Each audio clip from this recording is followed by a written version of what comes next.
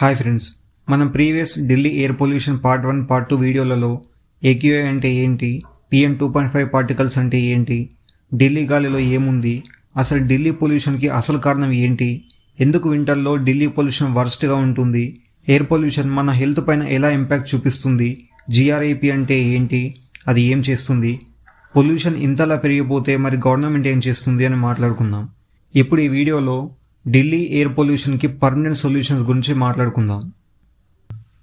Real solutions, short, medium, long term. Delhi pollution solve చేయాలంటే మనకి ఒకటే సొల్యూషన్ ఉండదు, మనకి 3 లెవెల్స్ ఆఫ్ యాక్షన్ ప్లాన్ కావాలి.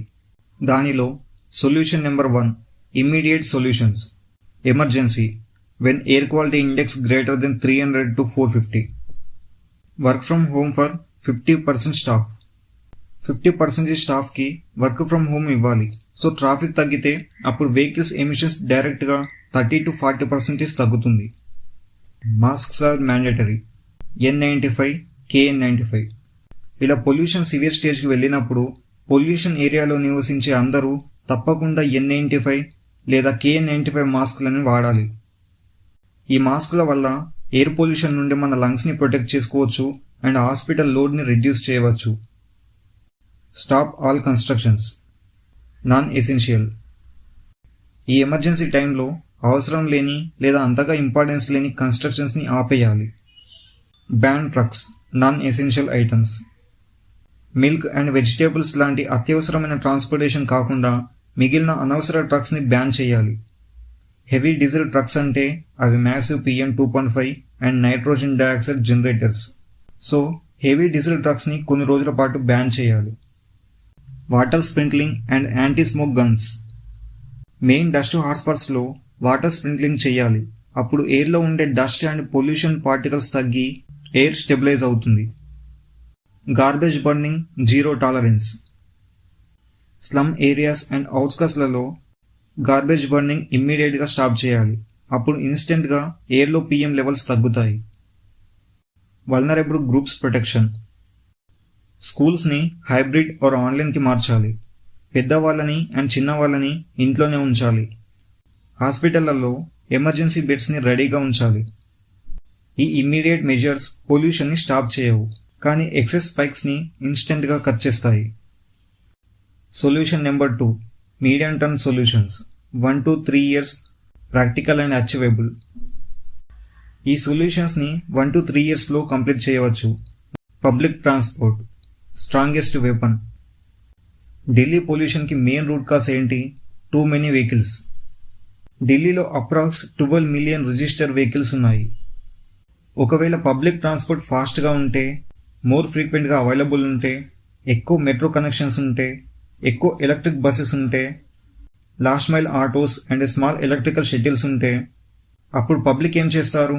పర్సనల్ వెహికల్స్కి బదులు పబ్లిక్ వెహికల్స్ని ప్రిఫర్ చేస్తారు. సో పర్సనల్ వెహికల్స్ యూస్ తగ్గుతుంది అండ్ పొల్యూషన్ కూడా తగ్గుతుంది. Farmers support. Stubble burning reducing. Stubble burning అనేది సీజనల్ ప్రాబ్లం, కానీ వెరీ ఇంపార్టెంట్. ఫార్మర్స్ స్టబుల్స్ని ఎందుకు కాలుస్తారు? పొలం మొత్తం మాన్యువల్గా వాళ్ళు క్లీన్ చేయాలంటే యావరేజ్గా 5 to 7 days పడుతుంది. అండ్ ఇది వాళ్ళ పొలం ఎంత ఉంటుంది అన్న దానిపైన డిపెండ్ అయి ఉంటుంది. అదే ఒకవేళ కాల్ చేస్తే 1 hourలో పని అయిపోతుంది. మిషన్స్ని యూజ్ చేద్దామంటే చాలా ఎక్స్పెన్సివ్ అవి, లేబర్ కాస్ట్ కూడా ఎక్కువ ఉంటుంది. సో సొల్యూషన్ ఏంటంటే ఫార్మర్స్కి హెల్ప్ చేయాలి, పనిష్ కాదు. ఎలా? Subsidy for machines. ఫార్మర్స్కి అవసరమైన మిషన్స్ని కొనడానికి సబ్సిడీ ఇవ్వాలి. అప్పుడు farmers happy seeder, rotavator, super straw లాంటి మిషన్స్ని తక్కువ ఖర్చుకి కొని వాడగలుగుతారు. Industries by crop waste. Factories stubble వేస్ట్ని వాళ్ళ ప్రొడక్షన్కి యూజ్ చేసుకోవచ్చు. Fuel, pellets, biogas, cardboard, packing materials ఇలా వాళ్ళకి కావలసిన దానికి యూజ్ చేసుకోవచ్చు. అప్పుడు ఫార్మర్స్ వాటిని ఫ్యాక్టరీస్కి అమ్మి సంపాదించుకుంటారు, వాటిని కాల్చరు. 2000 to 3000 rupees per acre compensation. ఇలా కంపెన్సేషన్ ఇవ్వడం ఆల్రెడీ హర్యానాలో జరుగుతుంది. అండ్ రిజల్ట్ ఏంటంటే అక్కడ 80 to 90% ఫార్మ్ ఫైర్స్ తగ్గిపోయాయి. Construction dust control, realistic changes.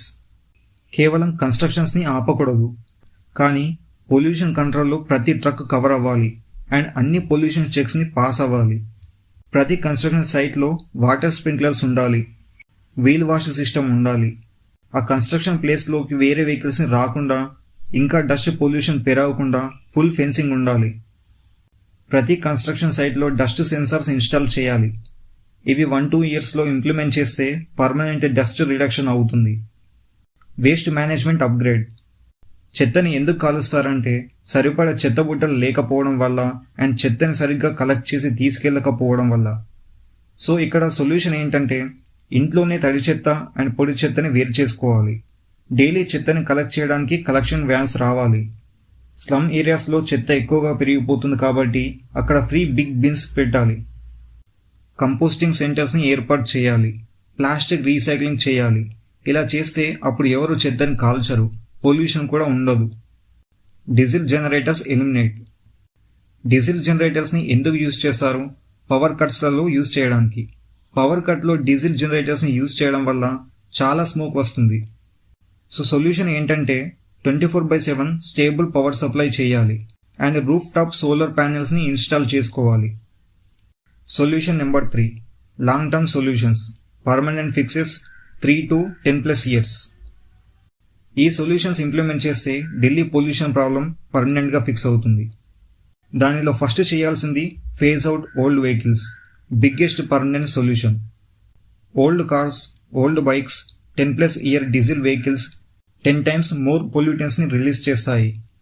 So ఇక్కడ సొల్యూషన్ ఏంటంటే ఇయర్లీ వెహికల్ ఎమిషన్ టెస్ట్ చేయాలి, స్ట్రిక్ట్ స్క్రాపేజ్ పాలసీని ఇంప్లిమెంట్ చేయాలి, ఎలక్ట్రికల్ వెహికల్ యూస్ని పెంచాలి, పెట్రోల్ డీజిల్ ఫ్రీ జోన్స్ని ఏర్పాటు చేయాలి, ఎక్కువ ఛార్జింగ్ స్టేషన్స్ని ఏర్పాటు చేయాలి.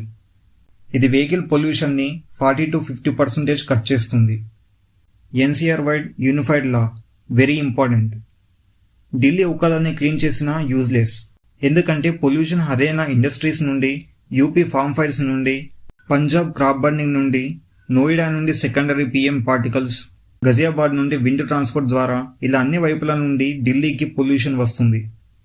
సో మొత్తం ఎన్సీఆర్కి ఒక్కటే లా ఉండాలి.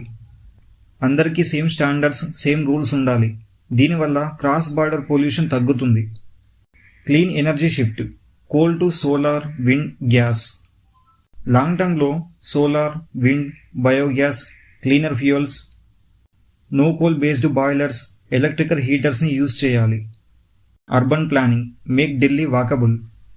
లాంగ్ టర్మ్ సిటీ డిజైన్లో footpaths, cycle tracks, green belts, car free areas లాంటివి ఏర్పాటు చేయాలి. ఒకవేళ జనం నడవడానికి లేదా సైకిల్ నడపడానికి ఫెసిలిటీ ఉంటే అప్పుడు జనం కార్లను యూజ్ చేయడం న్యాచురల్గానే తగ్గిస్తారు.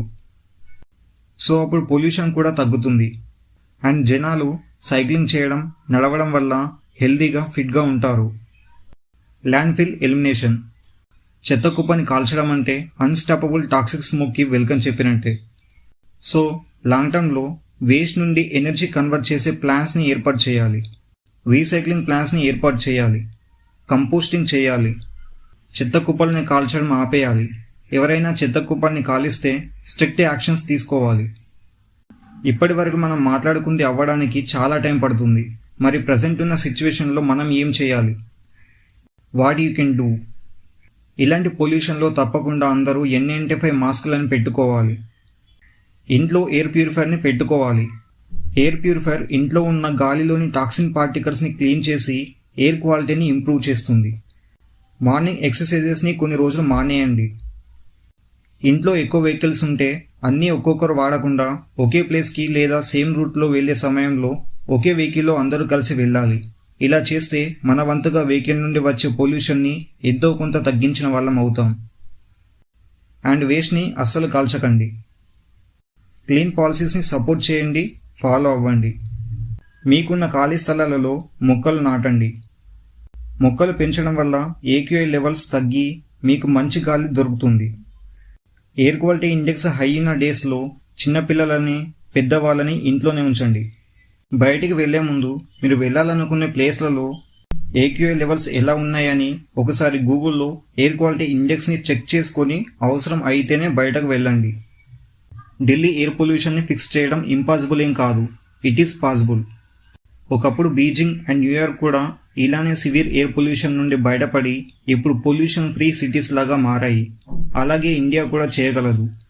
కానీ only with honest policies, strict enforcement, regional team work, public pressure వల్లే పాసిబుల్ అవుతుంది.